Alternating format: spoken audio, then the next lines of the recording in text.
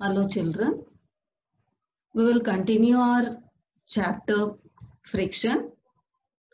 So in this chapter till now we have learned about what is friction or frictional force and what are the factors affecting friction, that is nature of two surfaces come in contact. If the surface is rough, it creates more friction. If surface is smooth, it creates less friction. And as well as magnitude of force, that is weight pressing the two surfaces together. That is the object which moves on other surface, other object. If it is too heavy, there will be more friction, and if the weight is less, there will be less friction. So the factors affecting friction are nature of the surface as well as magnitude of the force, that is nothing but weight. And we have learned about cause of friction. Friction is caused due to interlocking of irregularities, that is which cause between two surfaces that come in contact. And smooth surfaces, they have minute irregularities, and rough surfaces, they have large irregularities. And smooth surfaces have minute irregularities, so the interlocking between the ridges and grooves will be less, so they can easily unlock, so the friction will be less there. And rough surfaces have more irregularities, that is ridges and grooves are more, so they lock with each other, so the friction will be more. So here cause of friction is due to interlocking, whether it is smooth or rough, all the surface, they have irregularities called as ridges and grooves. Then in previous session, we have learnt about types of friction. There are three types of friction, namely static friction, sliding friction, and rolling friction. Static friction, the force of friction which exists between two surfaces of an object, which the object is in static, there is no relative motion, no motion. Static means it is stationary. It comes into play when the object is in stationary position. And sliding friction is a force of friction which comes into play when the surface of one object which is in motion, that is when slide over the surface of other object. Sliding, it is when it is in movement, so it causes friction. If you compare the frictional force in between static and sliding friction force of friction is less compared to static friction because it is in movement, slide over the other object. And coming to rolling friction, the rolling motion, the frictional force comes into play when an object rolls over the surface of the other object. So here if you compare, the frictional force of rolling motion is very, very less compared with that of sliding motion. So the motion will be fast as compared to that of sliding motion. And today, children, we will be learning about friction and necessity, that is nothing but advantages of friction, and friction and evil or nuisance, or otherwise we will be talking about disadvantages of friction. So first we'll start with advantages of friction. So friction enables us to walk without slipping. We will be seeing various examples in our day-to-day life to know about the advantages of friction. So friction enables us to walk without slipping. So when we walk, it is because of the friction between the sole of the shoe and the ground prevents us from slipping.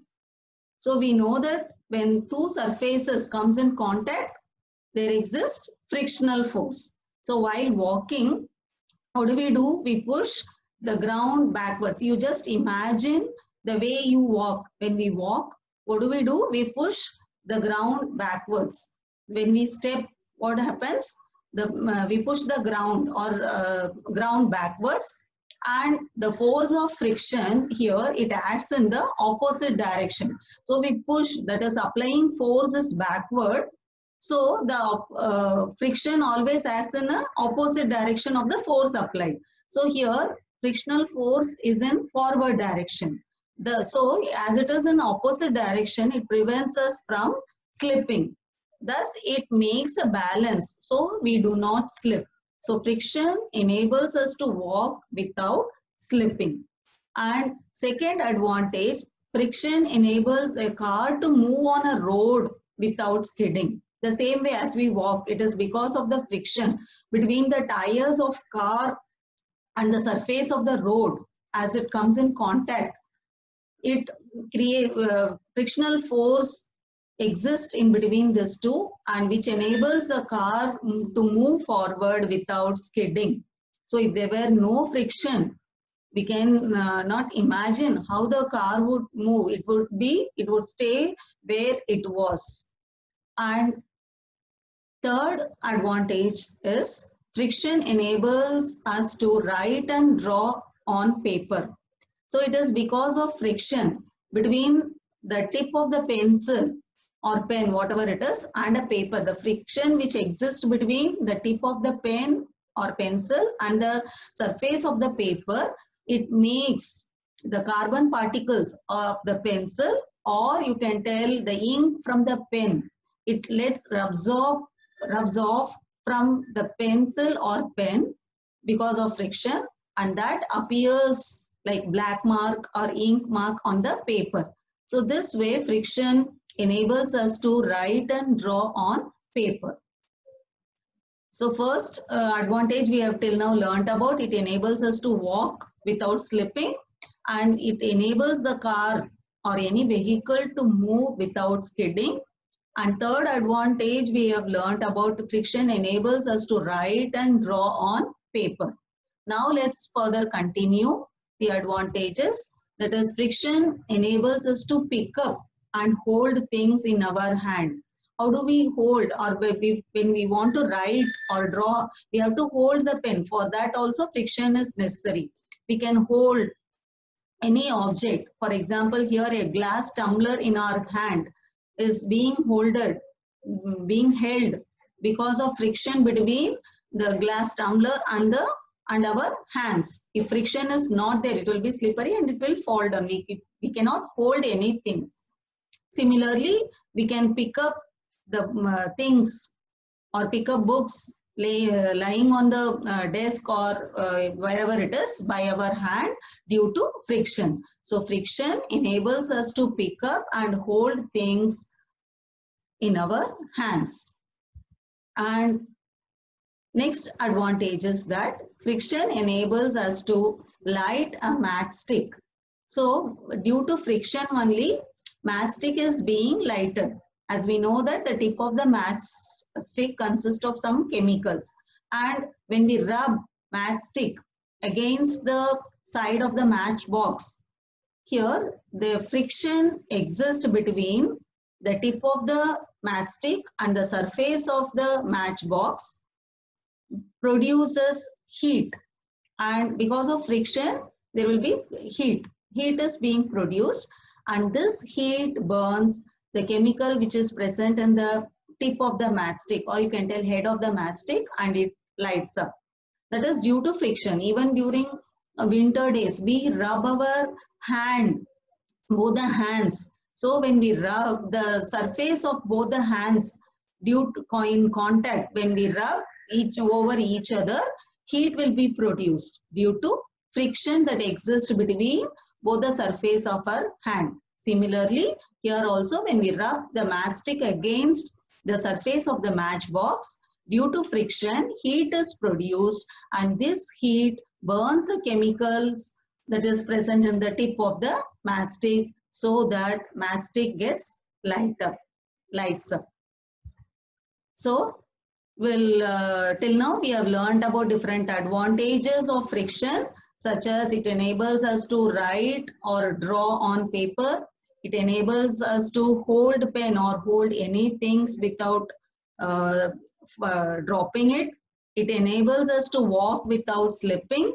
It also, if you imagine every day in our day-to-day life, without friction, we cannot do our day-to-day activities. It holds the screw. When we screw the wood, screw on the wood or on the wall, there should be a friction between the tip of the screw or nail and on the surface of the wall. Then only it can hold the screw. It allow the same way, it allow the dishes to stand on the table. Or how do we stand? Because there will be a friction, that is static friction exists between the surface of our feet and the surface of the ground, so that we can stand. So for everything friction is necessary. So we can say friction is a necessary evil. And now let me continue. Friction sometimes it acts it is a nuisance for us. Means it is we are going to learn about disadvantages of friction. And due to friction, it wears away the soles of our shoes. When we continuously use, the sole of our shoes get worn.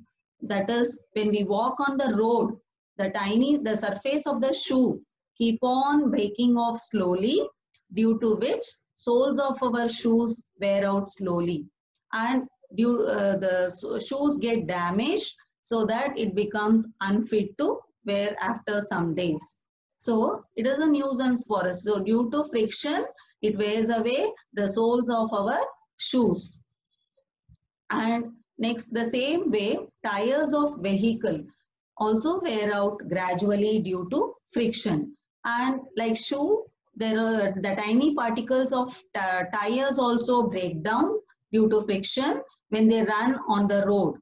And the same way, the tires of the particles of tire gets wear out and it becomes unfit to use. And if the tires wear out, you can see here the grooves of the tires, it creates friction between the surface of the road. And if it is worn out, and car cannot move, and it creates skidding. So it is very dangerous. So we have to change the new tire. So the same thing where happens to with the bicycle tire, where whatever it is. And here you can see that effect of tires due to friction. And here before that new tire, it has that grooves made on it. Why grooves are made? Because it creates more, that so that the surface of the tire become rough, so there will be more friction. And if it is continuously used, due to friction, the tiny particles of the tire gets wear off, so that it becomes spoiled, get damaged. So after used for many days, it becomes worn out. And friction also wears out the brake pads of the vehicle gradually.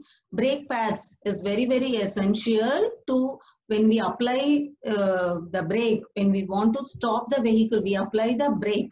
So when brake pad, there will be a friction between the brake pad and the rim of the wheel, so that vehicle will come to stop.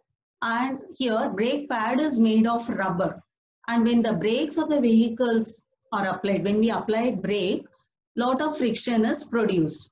So due to this friction, it wears out the brake pad gradually. So you can see in the figure, the rubber particle comes out. So even if it comes out, what will happen? Even if you apply brakes, there will not be any friction exist. So it will not stop whenever we want. So you have to change the brake pad. So it is a nuisance for us. And friction wears out steps of staircases in buildings and foot over bridges. So you may have seen that friction between the sole of shoes and between the sole of shoes and surfaces. Because of that, if the sole of shoes get wear away, when we hard stone steps slowly. So the stone steps are made up of rough surface, hard stone, so that it creates friction. So if there is friction, um, we cannot fall down, so that we can walk easily. But what happens as the surface is very rough and the shoes, there will be a friction, but due to friction between the shoes and the rough surface, friction will be more. So because of that continuous usage, the steps of the buildings, staircase or foot over bridges, whatever it becomes, you can see after some time it becomes smooth, as the same way how it happens in our sole of shoes, also worn off the same way, it becomes very smooth. Then there will be a chance of falling off. So it is so we have to change that.